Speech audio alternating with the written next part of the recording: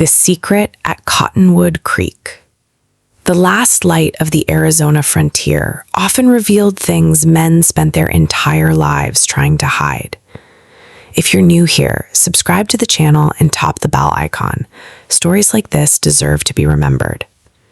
The summer of 1884 had been cruel. For months, the desert had baked beneath an unforgiving sun. Dry winds rolled across the valleys like invisible waves, carrying dust through abandoned camps, forgotten wagon trails, and lonely ranches scattered beneath distant mountains.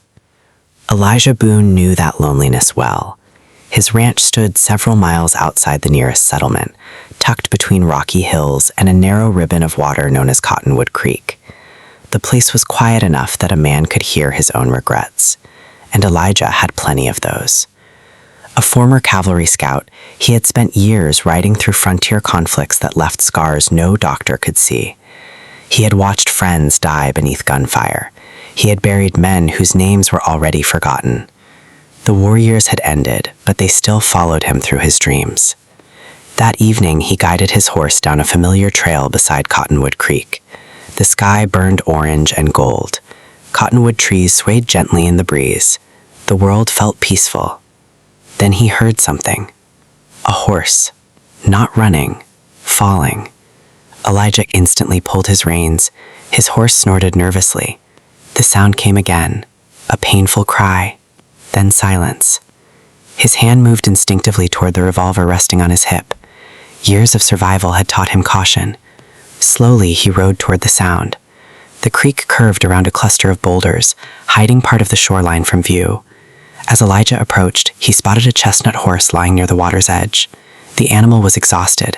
Its sides rose and fell rapidly. Nearby, scattered belongings lay half-hidden in the mud. Someone had been traveling. Someone was close.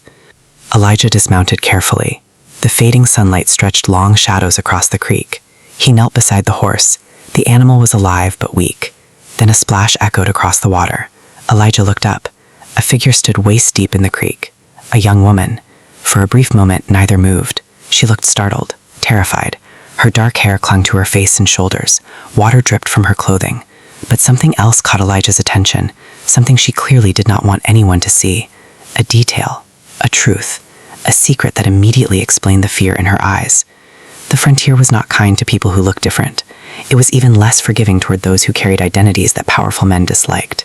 In certain towns, that secret alone could destroy a life. The woman's face turned pale. Her breathing quickened. Elijah instantly understood, and he immediately looked away.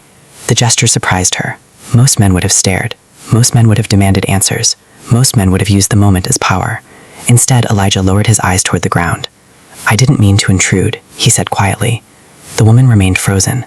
The creek moved gently around her. A hawk cried somewhere above the valley. "You saw?" Her voice trembled, not with weakness, with fear. Years of fear. Elijah nodded once. "I reckon I did." The woman's jaw tightened. For a moment he thought she might reach for a weapon, or run, or both. Instead she whispered, "Then you know what happens if the wrong people find out." Elijah slowly stood. The golden sunlight caught the dust on his coat. "I know what cruel people do." The answer seemed to catch her off guard. She stared at him, studying him, trying to determine whether he was lying, trying to determine whether he represented danger. She had likely asked herself that question about every stranger she'd met for years. "What do you want?" she demanded. "Nothing." Nobody answered that way, not on the frontier, not in a world where every favor carried a price. The suspicion remained visible in her eyes. Elijah glanced toward the exhausted horse. "Looks like your mount needs help." She followed his gaze. For the first time, her expression softened, only slightly. "His name is Santiago. Good horse. He got me this far." A silence settled between them, the kind of silence shared by wounded people. Neither trusted easily. Neither belonged anywhere. The wind shifted across the creek. Cottonwood leaves rustled overhead. Elijah removed a small canteen from his saddle. Without stepping closer, he placed it on a nearby rock. Then he backed away. Another deliberate choice. Another small act of respect. The woman watched carefully. Finally, she emerged from the water, keeping distance between them, keeping one hand near a concealed knife. Survival had taught her well. "My name's Elijah Boone." She hesitated, as if names carried risk. Eventually she spoke. "Rosa. Only Rosa." nothing more. Yet somehow the name lingered. Elijah nodded. Neither smiled, neither relaxed. But something changed. A fraction of trust. A fragile thread connecting two strangers. The sun continued sinking behind the mountains. Darkness slowly crept across the valley. Rosa gathered her belongings. She checked Santiago. Then she prepared to leave. Elijah wanted to ask questions. Where she came from, who she was running from, why fear followed her like a shadow. But some wounds deserved patience. Some stories had to be given freely, not taken. Rosa climbed onto her weary horse. The fading light painted her silhouette against the horizon. For a brief moment she looked back, not grateful, not trusting, simply uncertain, as though she could not understand why a stranger had chosen kindness when judgment would have been easier. Then she turned away. Without another word, she rode toward the gathering darkness. Elisha stood beside Cottonwood Creek long after she disappeared. The wind carried the scent of water and dust through the evening air. Somewhere beyond the hills, night settled over the frontier, and for reasons he could not explain, Elijah Boone had the feeling that the mysterious woman riding into the darkness had just changed the course of his life. The last trace of sunlight vanished behind the mountains. Rosa believed she would never see him again. The frontier had other plans. The storm and the ranch. The desert always gave a warning before it tried to kill someone. If you're new here, subscribe to the channel and tap the bell icon. Stories like this deserve to be remembered. 3 days after leaving Cottonwood Creek, Rosa Valdez was riding through a stretch of open country where the land seemed endless and unforgiving. The Arizona sky had been clear that morning.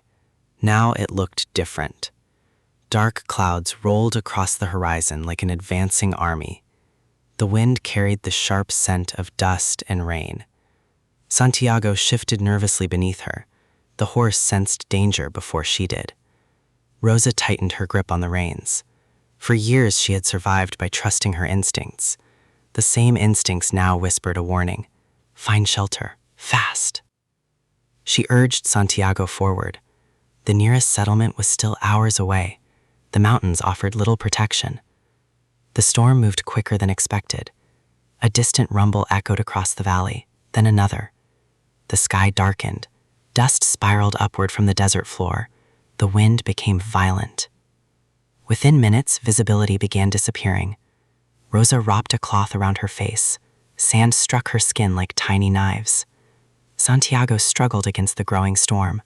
The world became a blur of dust and darkness. Then came the lightning. A white flash split the sky. The thunder followed instantly. The horse panicked. Rosa nearly lost her balance. She fought to calm him. Another gust slammed into them, this one stronger, far stronger. Suddenly she understood. This was no ordinary storm. It was one of the desert's infamous dust squalls, the kind that buried wagons, the kind that killed travelers, the kind that left bones bleaching beneath the sun. Fear tightened inside her chest. Not fear of death, she had faced that before. Fear of dying alone, again. The wind screamed across the open land. Rosa searched desperately through the swirling dust. Then she saw something, a distant structure, a ranch house, a barn, a windmill. For a moment she wasn't sure if it was real. Then another lightning strike illuminated the landscape. The ranch stood there clearly. Elijah Boone's ranch. Of all places, of all people, the universe had led her back to the one man who knew her secret. Rosa cursed under her breath. Then another powerful gust nearly threw her from the saddle. Choice disappeared. Survival decided for her. She turned Santiago toward the ranch. By the time she reached the property, darkness had swallowed the afternoon. The storm roared like an angry ocean. Elisha was already outside. His coat whipped violently in the wind. He ran toward her horse. Get inside. Rosa hesitated. Trusting people had nearly destroyed her life before. Elisha seemed to understand. His voice remained calm. You can hate me tomorrow. Another lightning strike exploded across the sky. The barn shook. Tonight, just stay alive. Those words finally finally broke through her resistance. Together they rushed toward the house. The door slammed shut behind them. Silence didn't return. The storm continued raging outside, but inside, for the first time in days, Rosa felt protected from it. The ranch house was simple: wooden floors, stone fireplace, a worn dining table. Nothing luxurious, nothing impressive, yet it felt strangely warm, like a place built by patience rather than money. Elijah placed a kettle over the fire. "You can stay until the weather clears." Rosa folded her arms. "I don't need charity." A faint smile appeared on Elijah's face. "Good." She frowned. "Why's that?" "Because I don't offer charity." The answer surprised her. He handed her a cup. "You work, you eat, same as me." For the first time, she almost smiled. Almost. The storm lasted 2 days, then 3. Roads became impossible. Travel became dangerous. Every practical reason forced Rosa to remain at the ranch longer than intended. Days turned into a routine, an unexpected one. Each morning began before sunrise. The ranch demanded constant work: broken fences, restless cattle, damaged water troughs, endless repairs. Elijah expected Rosa to rest. Instead, she grabbed tools. By noon on her second day, she was repairing fence posts beside him. By evening, she had helped separate injured livestock. On the third day, she spotted a weakness in one of the irrigation channels that Elijah himself had overlooked. "You notice everything," he admitted. Rosa drove a shovel into the dirt. "When people spend years hunting for your mistakes, you learn to see details." The words carried more weight than she intended. Elijah heard it. Neither spoke. For several moments, the desert wind moved softly through the grass. Finally, Elisha said, "That sounds exhausting." Rosa looked away. "Sometimes it is." No pity entered his eyes, only understanding. That made it worse somehow, because pity was easy to reject. Understanding was dangerous. As days passed, small pieces of their lives emerged. Not all at once, slowly, carefully, like people testing ice over deep water. Elisha spoke of cavalry patrols, of burned camps, of men he couldn't save.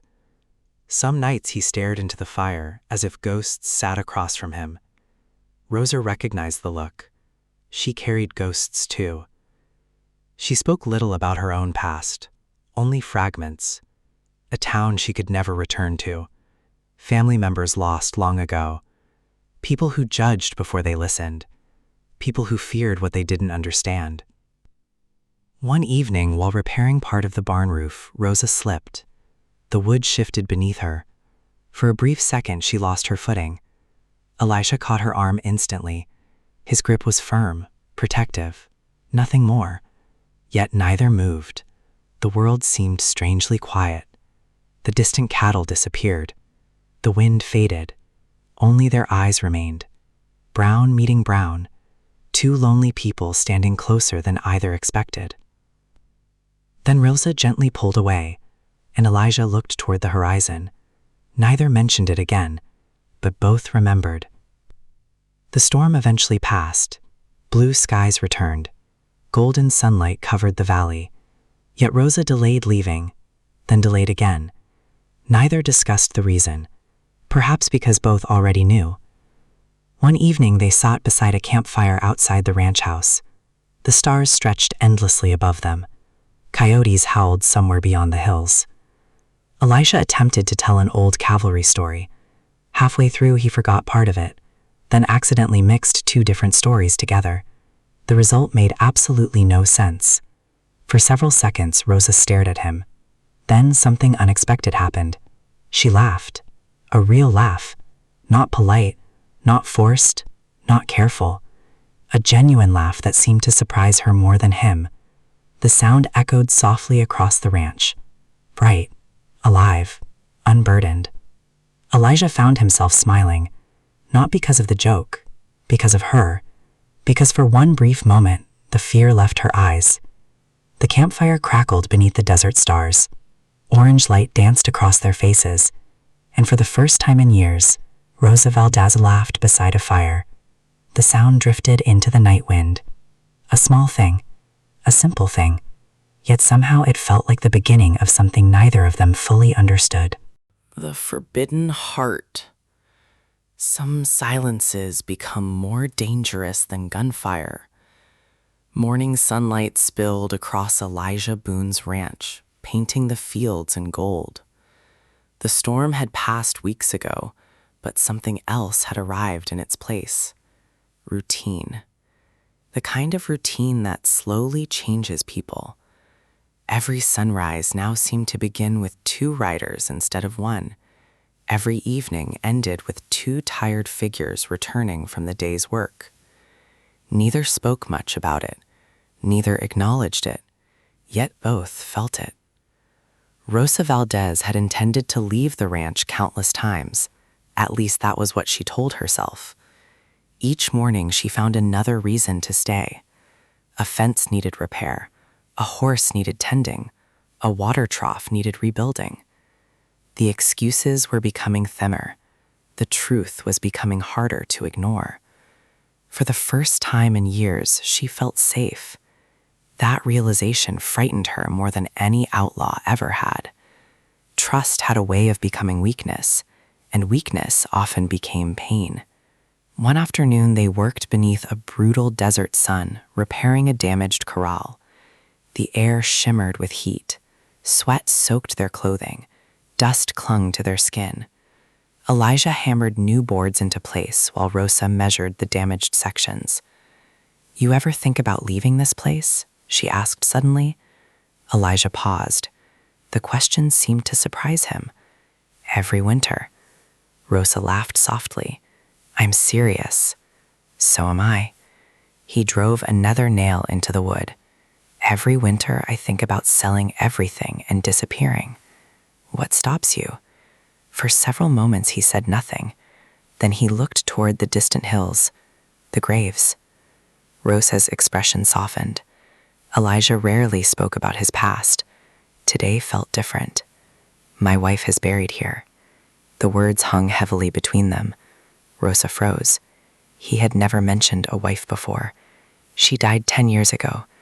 His voice remained calm, too calm, the kind of calm built from carrying grief for too long. "Fever."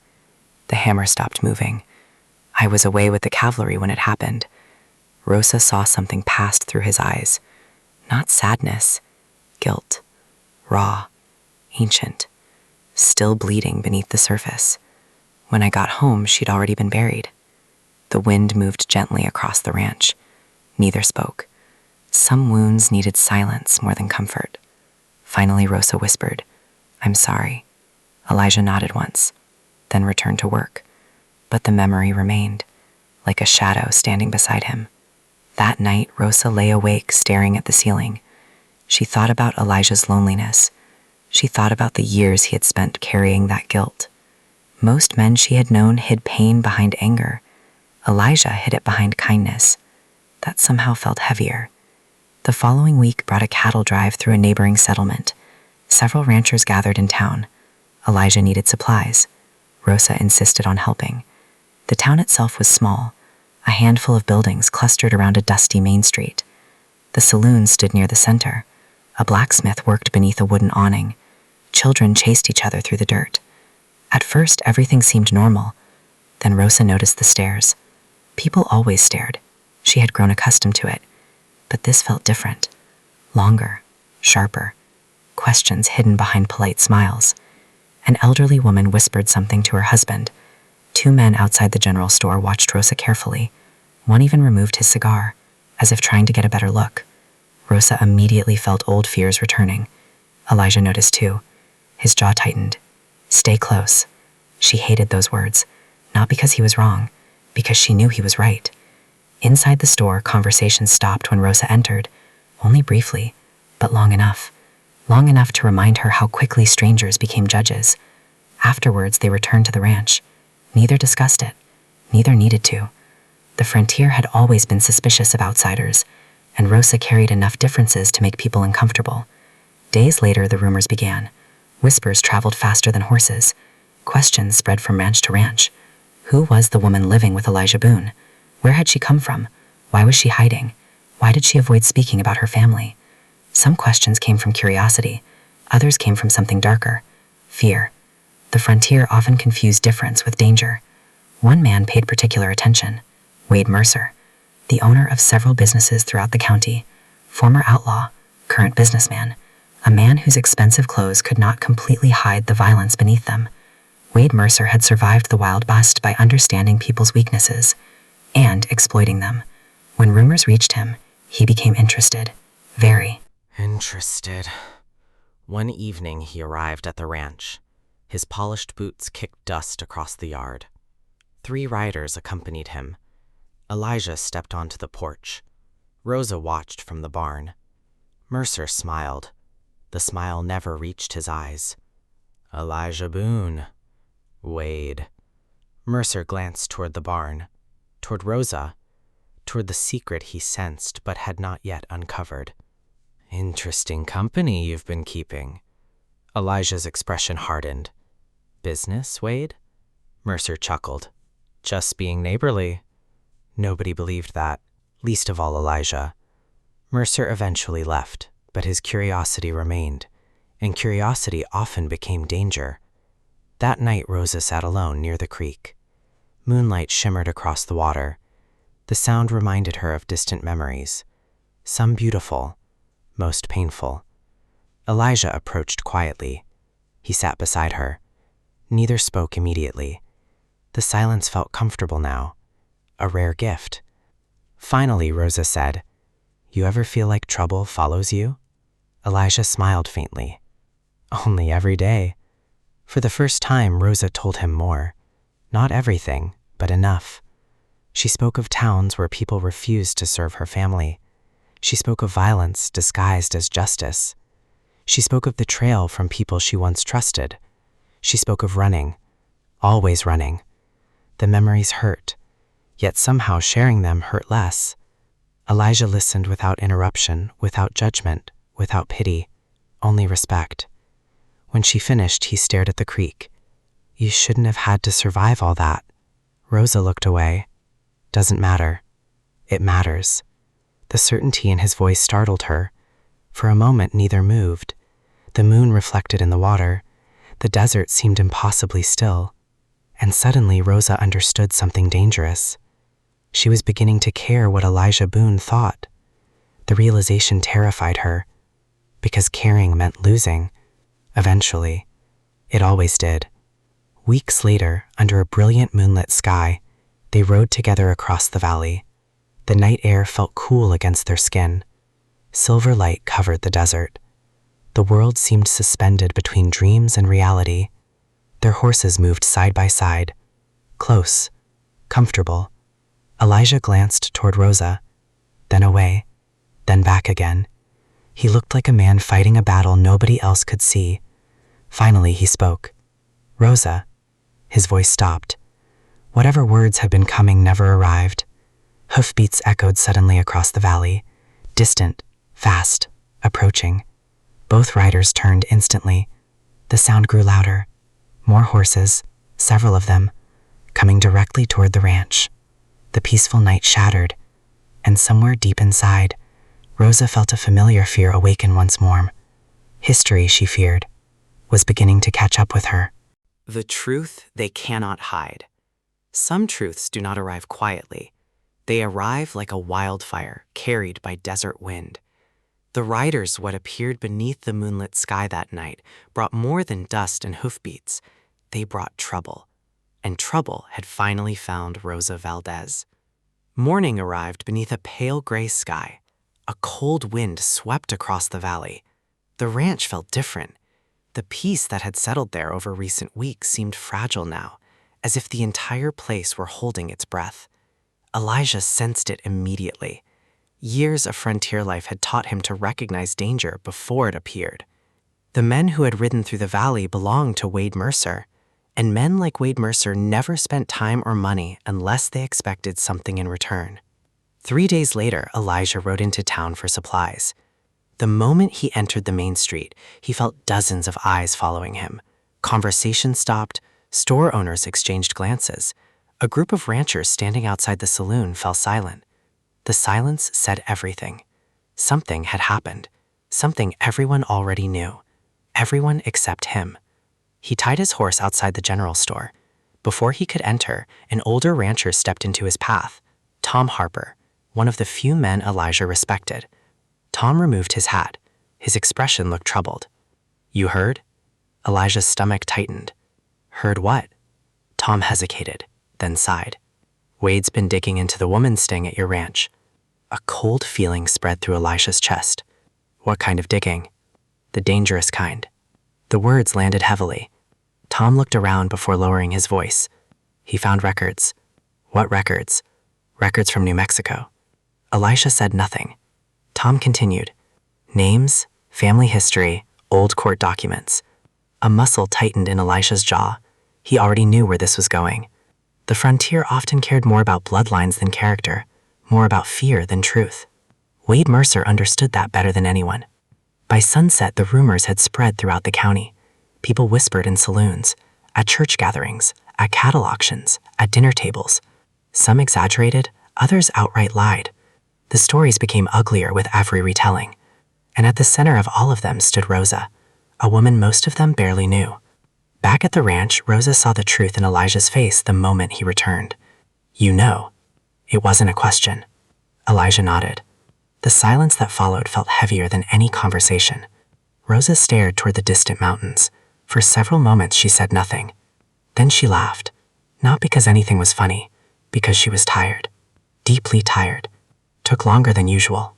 Elijah looked at her. She appeared strangely calm, as though she had expected this moment for years. Perhaps she had.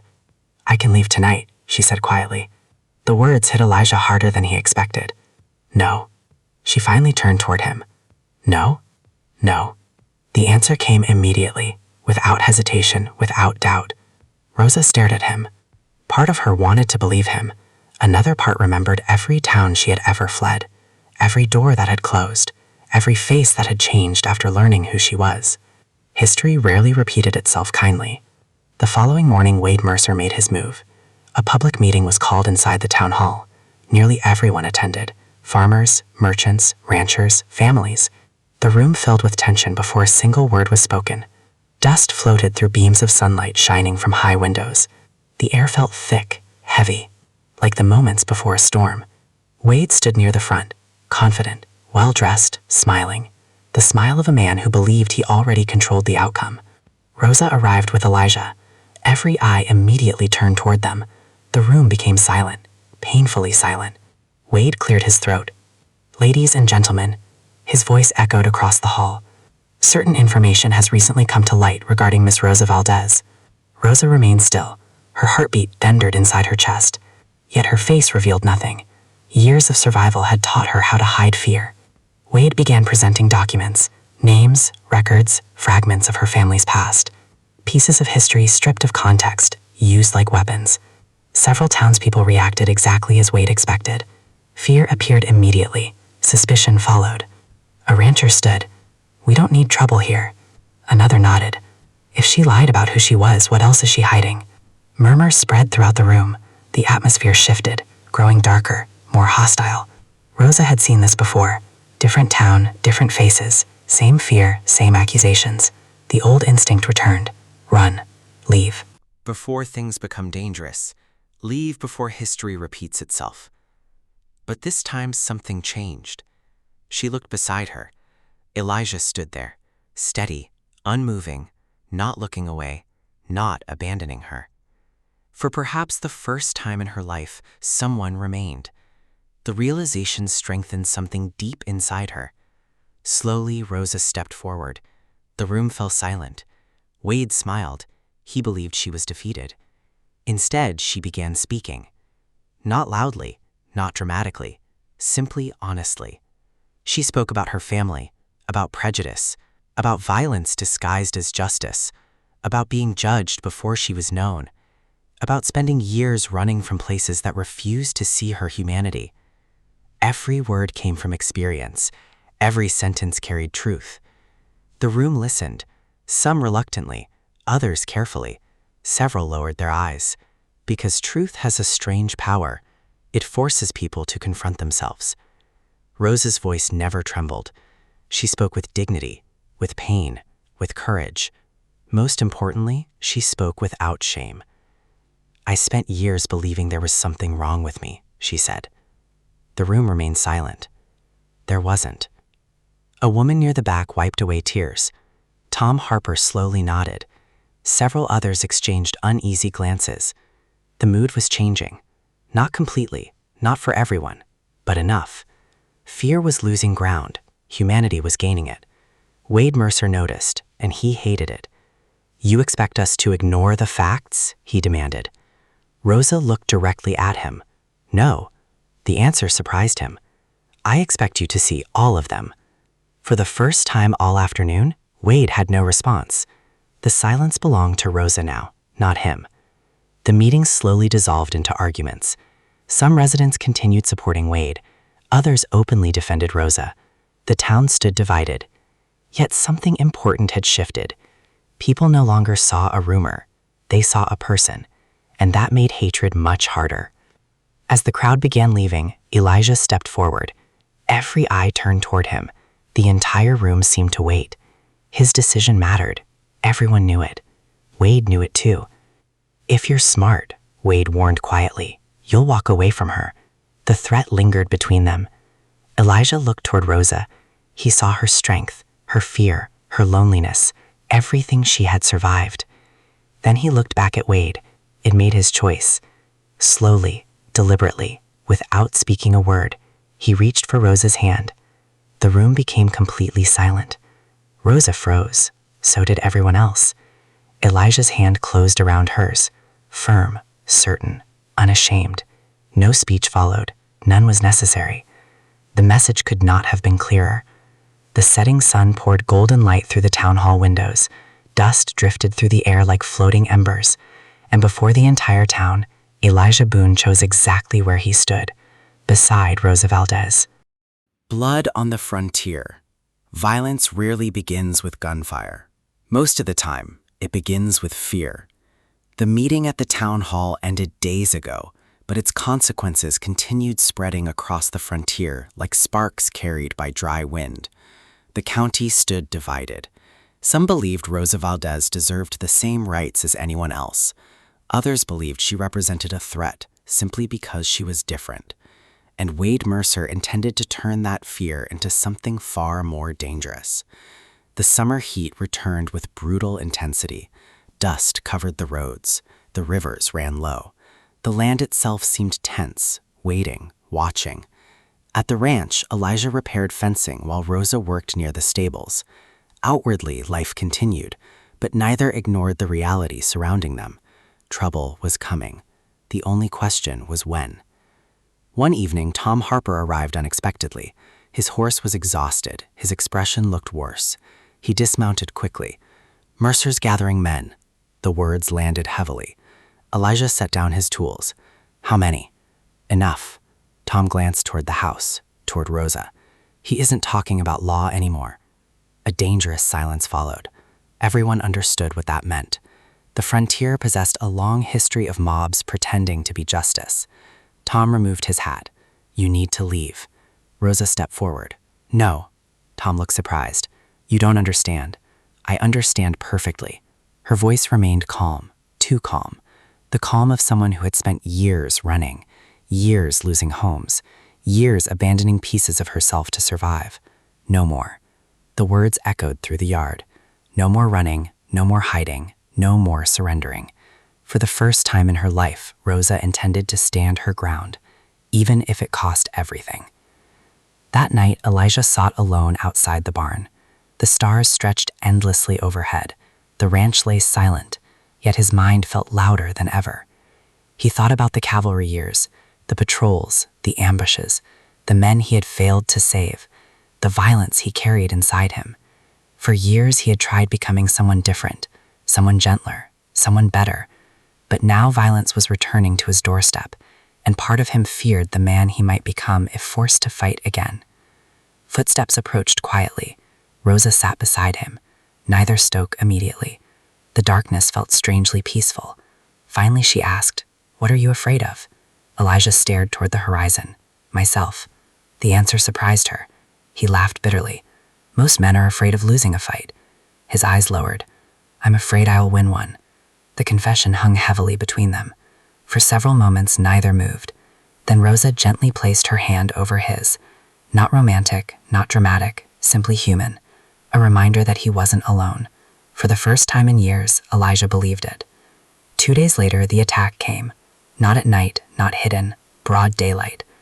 A cloud of dust appeared along the western ridge. Horsemen, at least a dozen, maybe more. Mercer's men. Elijah saw them first. His stomach tightened instantly. The riders spread across the hills, moving toward the ranch, deliberate, threatening, predators circling prey. The peaceful valley transformed into a battlefield. Inside, Elijah shouted. Rosa didn't move. Instead, she grabbed a rifle. His eyes widened. Rosa, I know how to shoot. There was no fear in her voice, only determination. Years of survival had prepared her for this moment. The riders approached. Gunfire shattered the afternoon. The first bullet struck a fence post. Wood exploded. Horses panicked. Cattle scattered. The attack had begun. Elijah returned fire from behind a stone wall. The old instincts returned instantly. Position, distance, movement. Everything the cavalry had taught him awakened again. The difference was simple. This time he wasn't fighting for orders. He was fighting for home. The battle spread across the ranch. Dust filled the air. Gunshots echoed through the valley. Men shouted. Animals screamed. The world became chaos. Then disaster struck. A lantern crashed inside the barn. Flames erupted instantly. Dry wood ignited. Orange fire climbed toward the sky. Smoke rolled across the property. The ranch was burning. Rosa saw terrified horses trapped inside. Without hesitation, she ran toward the barn. Rosa! Elijah's voice disappeared beneath the noise. She ignored him. The heat hit like a wall. Smoke filled her lungs. The roof groaned overhead, yet she continued moving. One by one, she freed the animals. The frightened horses burst from the burning structure. Moments later, part of the roof collapsed, barely missing her. She emerged coughing, covered in ash, alive. Several ranch hands watched in disbelief. Even Tom Harper stood speechless. They had expected courage from Elijah, not from Rosa. Not like this. The battle shifted. Mercer's men realized the ranch would not fall easily. The attack began unraveling. Then someone shouted, "Mercer's running!" Wade Mercer had seen enough. The fire, the resistance, the growing number of townspeople arriving to help Elijah. His plan was collapsing, so he fled. Elijah mounted his horse instantly. The old scout inside him took control. He wasn't going to let Mercer escape. Not this time. Not after everything.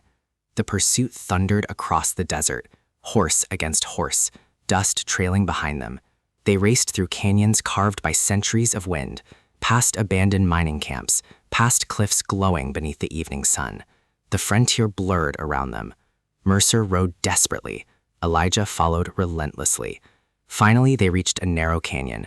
There was nowhere left to run. Mercer dismounted, revolver in hand. The setting sun painted the rocks blood red. For a long moment, neither man moved. The wind whispered through the canyon. Mercer laughed bitterly. "You think you're the hero?" Elijah remained silent. Mercer raised his weapon. "You just chose a different side." The shot came suddenly. Gunfire echoed through the canyon. Then silence. When the dust settled, only one man remained standing. Mercer's revolver slipped from lifeless fingers. The canyon grew quiet. Elijah stared at the fallen man. There was no triumph, no satisfaction, only sadness. Another life wasted by hatred. Another grave the frontier would soon forget. The ride home felt longer. Night eventually surrendered to dawn. The first sunlight touched the valley. The battle was over. Smoke still drifted from the ruined barn. Broken fences scarred the land. Parts of the ranch lay damaged, burned, wounded. Yet it remained standing, just like the people who called it home. Rosa stood near the porch watching the sunrise. Ash still stained her clothing. Exhaustion lined her face. Elijah approached quietly. For a moment, neither spoke. The dawn painted the world gold, beautiful despite the destruction. Finally, Rosa looked at him, then toward the ranch, then back again. A small smile appeared, the kind born from survival, the kind earned through suffering.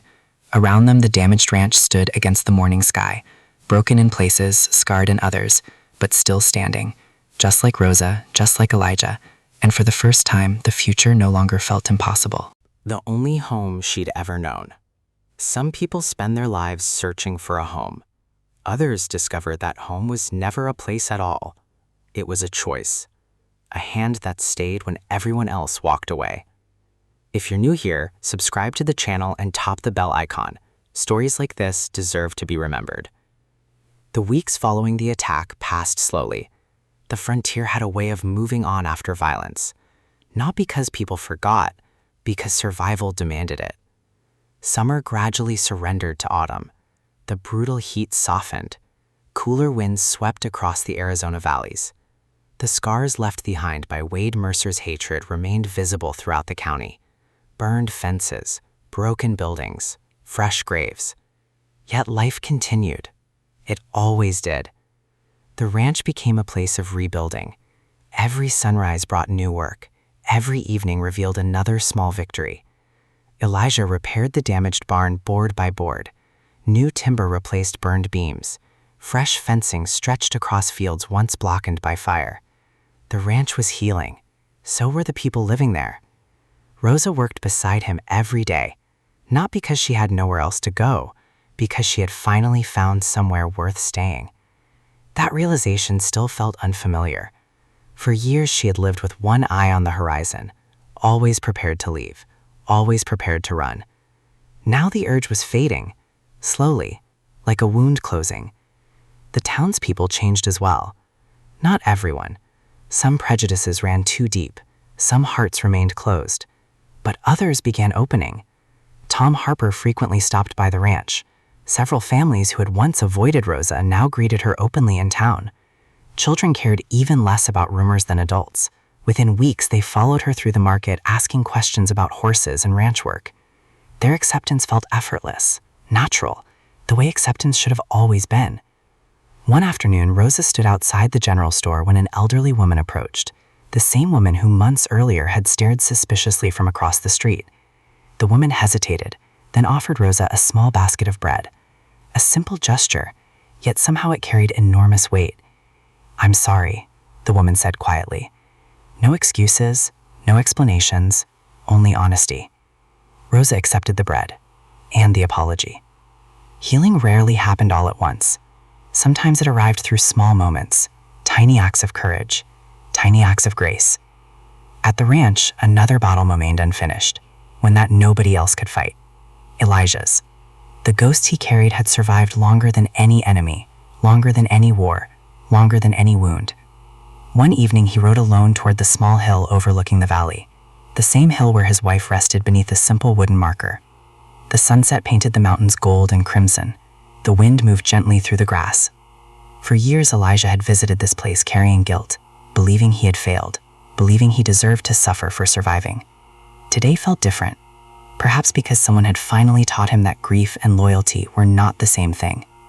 He stood quietly before the grave, then spoke aloud, not because he expected an answer, because some words deserved freedom. "I've carried this long enough." The wind whispered through the valley. His eyes lowered. "I loved you." The confession sounded simple, yet it contained years of pain, years of memory, years of regret. "And I'll always love you." The sun dipped lower. The shadows stretched longer. For the first time, Elijah allowed himself to say the words that had remained trapped inside him for a decade. "But I have to keep living." Silence followed. Gentle, peaceful, not empty. The burden didn't disappear. Grief never worked that way. But something changed. The weight became lighter, manageable, human. When he returned to the ranch, Rosa waited on the porch. She immediately saw the difference. Not happiness, peace, a rare peace. Without speaking, she stood and walked beside him. Their shoulders touched lightly. Neither moved away. The moment said enough. Winter approached. Months passed. The ranch flourished. New cattle arrived. Fresh crops grew. The county slowly recovered from its divisions. People who once stood on opposite sides learned to share the same streets again. The process wasn't perfect. Nothing worth building ever was. But it was progress. And progress mattered. One cold evening, Elijah and Rosa sat beside a fire beneath a sky crowded with stars. Orange flames crackled softly. The desert stretched endlessly around them. For several minutes, they simply watched the fire, comfortable in the silence. Finally, Rosa smiled. "You Know something? Elijah glanced toward her. What? I almost left 100 times. His laughter came quietly. Only 100? She laughed too. The sound still surprised him, not because it was rare anymore, because he never grew tired of hearing it. Then her expression softened. I stayed because of you. The words settled between them. Honest, vulnerable, real. Elijah stared into the fire. For a long moment he said nothing. Then he reached for her hand.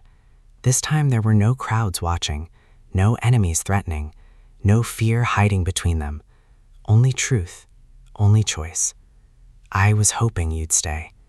Tears appeared in Rosa's eyes, not from sadness, from relief. Years of loneliness seemed to loosen their grip all at once. For so long she had searched for belonging, for safety, for acceptance. She had crossed deserts, survived hatred, buried dreams, lost pieces of herself. Yet the thing she had been searching for wasn't hidden in some distant town. It wasn't waiting beyond another mountain. It was here, with the people who chose her. Months later, spring returned to the frontier. The world looked different, greener, softer, alive. Children played near the creek while cattle grazed peacefully across the valley. The ranch had become something more than property. It had become a community, a future. As evening approached, Rosa stood on the porch watching the sunset. Golden light covered the land. Cottonwood Creek shimmered in the distance. The same creek where everything had begun. The same creek where fear had once ruled her life. Footsteps approached quietly. Elijah joined her. Neither spoke. The moment required no words. Together they watched the fading sunlight dance across the water. The wind carried laughter from the fields. The mountains glowed beneath the evening sky. There were no secrets left, no fear, no place left to run. For the first time in her life, Rosa Valdez understood what home truly meant. It wasn't built from wood or stone. It was built from loyalty, from forgiveness, from love. And standing beside Elijah Boone beneath the Arizona sunset, she finally possessed the only home she had ever truly known. That was my story. If it reached you, tell me what you felt. Don't let silence marry us again. Drop your thoughts in the comments and tell me where in the world you're listening from.